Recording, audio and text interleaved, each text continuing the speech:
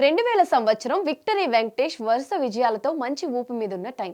మధ్యలో 2-3 మినహాయిస్తే ఇంట్లో ఇల్లాలు, వంటింట్లో ప్రియురాలు, పవిత్ర బంధం, ప్రేమించుకుందాంరా, పెళ్లి చేసుకుందాంరా, సూర్యవంశం, గణేష్, ప్రేమంటే ఇదేరా, రాజా, కలుసుందాంరా, ఇలా ఒకదాన్ని మించి మరొకటి బ్లాక్ బస్టర్స్తో ప్రతిహాత్మకంగా జైత్రయాత్ర కొనసాగుతున్న సమయం. పరుచూరి బ్రదర్స్ సహాయంతో నిర్మాత సురేష్ బాబుని కలిశారు దర్శకుడు శంకర్.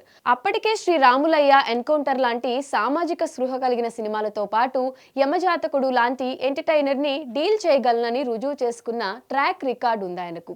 కులాల ప్రతిపాదికన ఇప్పటికీ గ్రామాల్లో కొనసాగుతున్న వివక్ష మీద ఒక నాయకుడు చేసిన పోరాటాన్ని నేపథ్యంగా తీసుకొని దానిని వర్తమాన కాలానికి ముడిపెట్టి రాసుకున్న కథ జయం మనదేరా.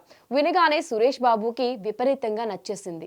తమ్ముడిని ఒక శక్తివంతమైన నాయకుడి పాత్రలో చూడాలనుకున్న కోరిక ఇందులో తీరబోతుందని సంతోషించారు. నాన్న రామానాయుడు గారికి నెరేషన్ ఇప్పించారు. అనుభవంతో కూడిన పెద్దరికం సబ్జెక్ట్లోని దమ్ముని అర్థం చేసుకుంది. షూర్ షాట్ హిట్ అని భవిష్యత్తు చెప్పేశారు. బడ్జెట్ ఎక్కువ డిమాండ్ చేస్తుందని అర్థమైనా సురేష్ బాబు నో అనలేదు. ఎంత ఖర్చైనా పర్వాలేదు, ఇది మనం చేయాల్సిందే అన్నారు. కలిసుందాంరా షూటింగ్ టైంలో ఇదంతా జరిగింది. అది రిలీజ్ అయ్యాక జయం మనదేరా స్టార్ట్ అయింది. 40 మంది ఆర్టిస్టులను తీసుకుని ఫస్ట్ హాఫ్ కోసం యూరోప్, లండన్, ఇటలీ తదితర దేశాల్లో చిత్రీకరణ జరిపారు.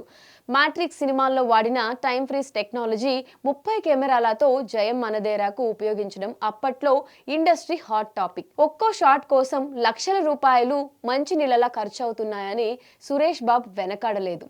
దర్శకుడు శంకర్ మీద ఇంత గుడ్డి నమ్మకమా అంటూ పత్రికల్లో కథనాలు వచ్చాయి. ఫ్లాష్ బ్యాక్ లో వచ్చే మహాదేవ నాయకుడి గెటప్ కోసం యూనిట్ చాలా ప్రత్యేక శ్రద్ధ తీసుకుంది. సూర్యవంశంతో పోలిక రాకుండా వెంకటేష్ మీసకట్టుని ప్రత్యేకంగా తీర్చిదిద్దారు. గెటప్ చూసుకున్నాక అందరూ చప్పట్లు కొట్టకుండా ఉండలేకపోయారు. లక్కీ హీరోయిన్ సౌందర్యను కొడుకుకి ఫిక్స్ చేసుకున్నారు. స్వర్ణకమలం, శ్రీనివాస కళ్యాణం తరువాత వెంకటేష్, భానుప్రియ జట కట్టిన సినిమా ఇదే. వందే మాతరం శ్రీనివాస్ సంగీత దర్శకుడిగా ఎంచుకున్నందుకు పరిశ్రమ అంతా షాక్. ఎర్ర సినిమాలకు బాణీలు కట్టే ఆయన్ని కమర్షియల్ మూవీకి ఎలా తీసుకున్నారని అనుమానాలు. వాటిని పటాపంచులు చేస్తూ ఆయన అద్భుతమైన ట్యూన్స్ ఇచ్చి మ్యూజికల్గా జయం మనదేరా స్థాయిని పెంచారు.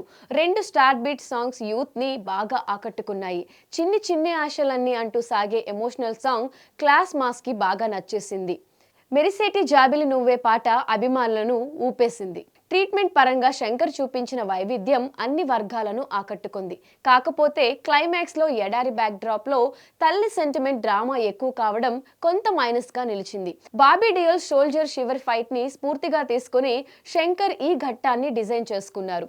జయప్రకాష్ రెడ్డి విలని ప్రత్యేక ఆకర్షణగా నిలిచింది. ఆయనతో పాటు నటి ఝాన్సీ నంది అవార్డు దక్కింది.